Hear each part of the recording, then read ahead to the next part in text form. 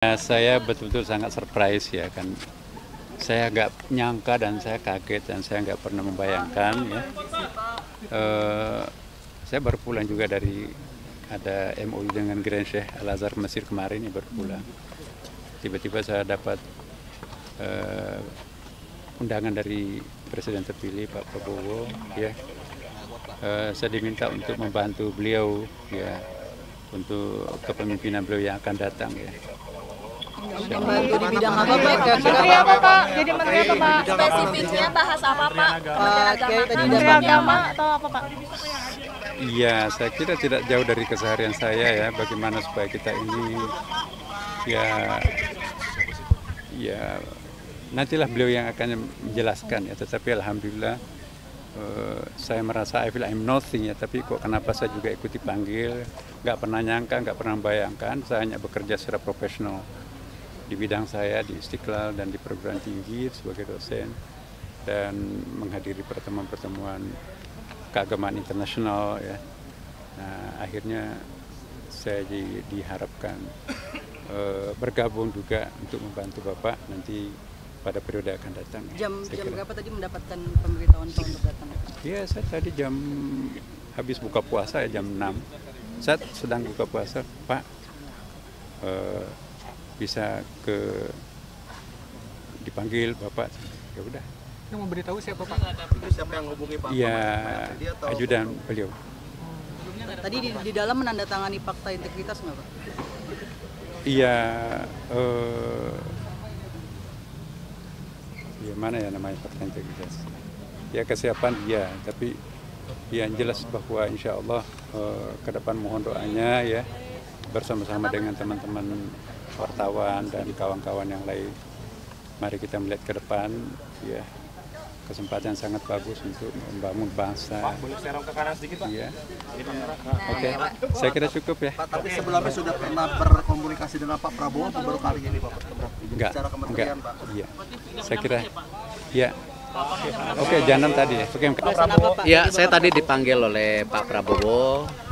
Beliau memberikan arahan bagaimana rencana ke depan, karena tentu situasi dunia sedang tentu kompleks ya, kita bisa lihat.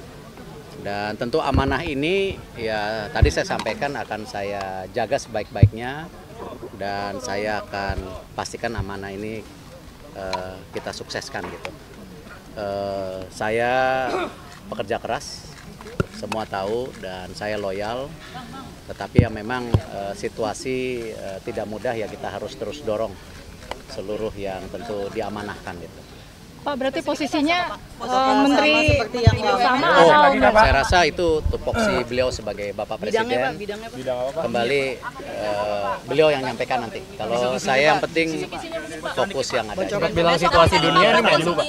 Amanatnya apa? Saya tidak bisa sampaikan sebelum beliau sampaikan. Besok ada pembekalan ya Pak di Pak, besok ada pembekalan calon menteri ya Pak di Hambalang Pak.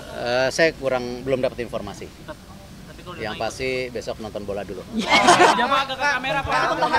Pembahasannya apa aja Pak? Pertama tadi saya baru dipanggil setengah jam yang lalu, ada telepon dari Pak Teddy. Nah, kedua tentu pembahasan dengan beliau ada beberapa hal yang menjadi penekanan beliau, tetapi penugasannya tentu sesuai dengan bidang yang selama ini saya geluti.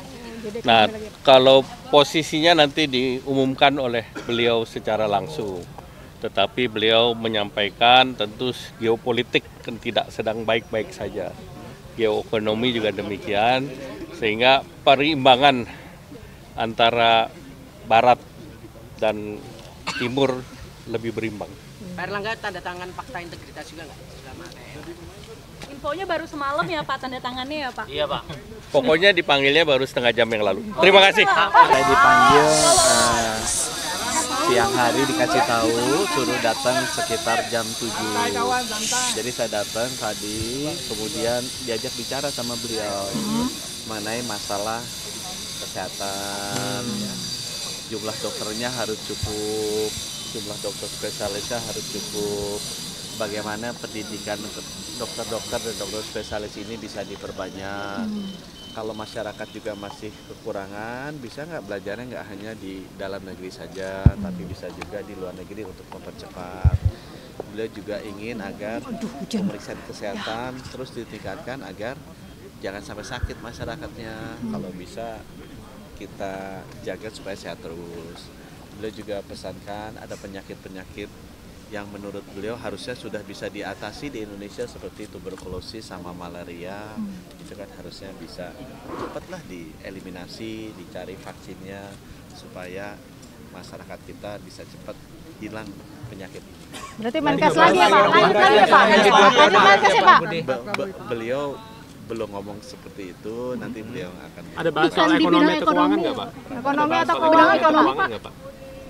Ada ya Pak? Karena isunya kan udah ada. Karena kan isunya saya di sana. Siapa tuh Pak? siapa Pak? Siapa Pak? Jadi sama sekali nggak bahas ekonomi atau keuangan ya Pak? Sempat ditawari jadi Menkyu nggak Pak tadi Pak? Apa?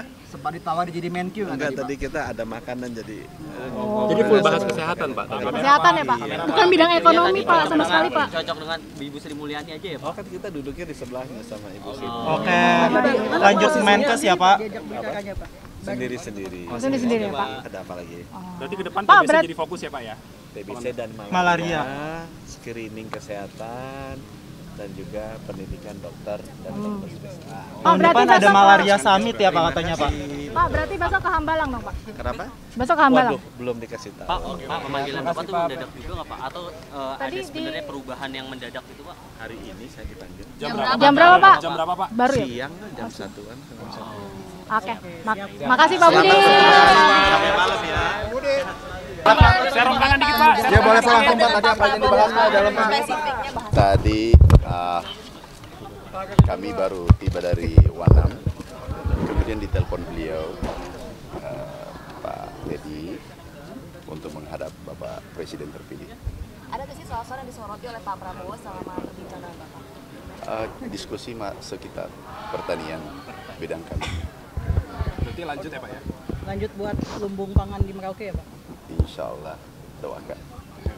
Tadi ditelepon jam berapa Pak? Jam 18.00. Pak ditawarkan opsi menteri lain nggak Pak? Diskusi masalah pertanian lagi. Berarti lanjut Pak ya. Fokus pada swasembada.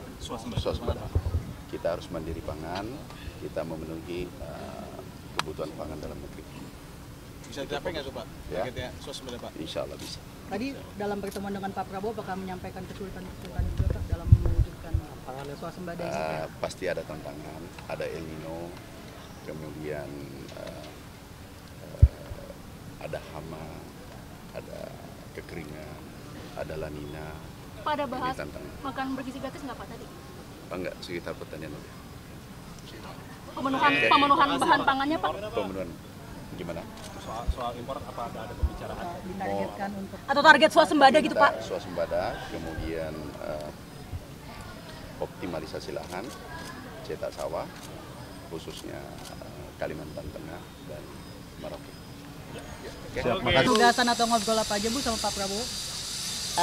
Saya dengan Pak Prabowo sudah beberapa kali ya, tentu saja briefing untuk keuangan negara APBN, karena selama beliau transisi dan pada saat kita menyiapkan APBN 2025 kan perlu untuk mendengar apa-apa saja yang memang menjadi prioritas dan arahan dari Presiden terpilih, Wapres terpilih. Jadi kami selalu konsultasi, kemudian kita juga berdiskusi mengenai berbagai langkah untuk memperkuat Kementerian Keuangan dan Keuangan Negara untuk bisa mendukung program-program beliau.